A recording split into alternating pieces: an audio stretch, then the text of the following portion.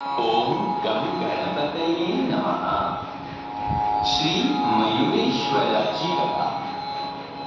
पारंपरिक कथेनुसार मिथिला येथील गंडकी नगरीचा राजा चक्रपाणी राज्य करीत होता। तो आणि त्याची राणी उग्रा हे मूल नसल्यामुळे दुःखित होते।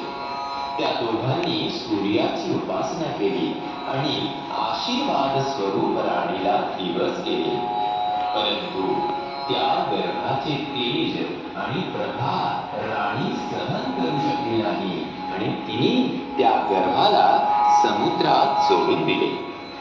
त्यातून एक तेजस्वी पुत्राचा जन्म झाला।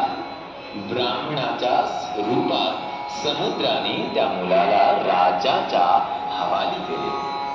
समुद्रात जन्म पावल्याने राजाने आपल्या मुलाचे नाव सिंधू ठेवले। सूर्याची उपासना करणारा हा सिंधू जसजसा मोठा होत गेला तसतसा तो अधिकाधिक बलशाली होऊ लागला। सिंधूवर प्रसन्न होऊन सूर्याने त्याला वरदान म्हणून अमृत देऊ केले आणि आशीर्वाद दिला की जोपर्यंत हे अमृत त्याच्या नाभीमध्ये आहे तोपर्यंत त्याचा मृत्यू होणार नाही। अमरत्वाचा वर प्राप्त झाल्यावर सिंधूने इंद्र आदी देवांवर आक्रमण केले। त्याने सर्व देवांचा पराभव केला आणि त्यांना आपल्या तुरुंगात डांबले। मग उरलेल्या देवांनी गणपतीची प्रार्थना केली आणि त्याला असुर राजा सिंधूपासून त्यांना वाचवण्याची विनंती केली।